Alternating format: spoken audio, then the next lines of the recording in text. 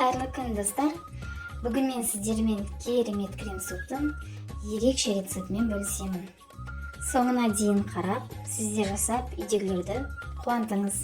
Және өте пайдалы тұнып тұрған витаминдер.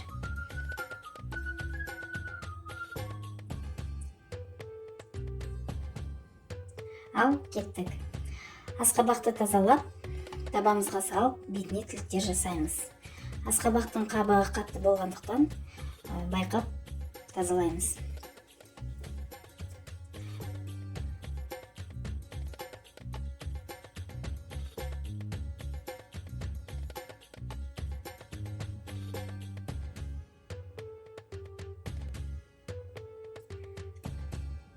Әрі қарай картоп, сәбіз, сарымсақ, пиязды қалағанымызша кесіп, асқабақтың жанына саламыз. Дәміне қарай тұз, бұрыш және сұйық майды қосып, пешке салып, 180 градуста 1 сағат шамасында пісіреміз.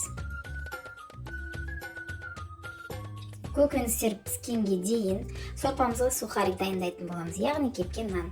Қандай нан қолдансаңыз да өз еркіңіз. Менде багет. 4 бұрышты етіп тураймыз.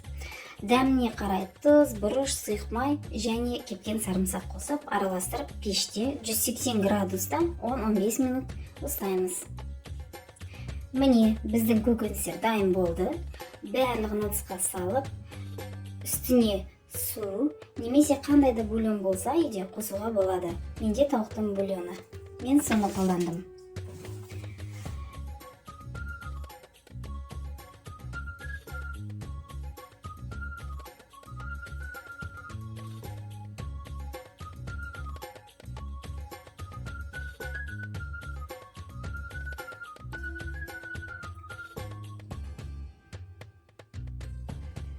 Әрі қарай блендермен ездім. Сосын 80-100 грамм сливки немесе мен сияқты қаймақты сүтпен араластырып қосуға болады. Міне біздің керемет пайдалы крем-суп дайын болды. Өте дәмді, нәзік болып шықты. Балаларға да қатты ұнады. Ас болсын.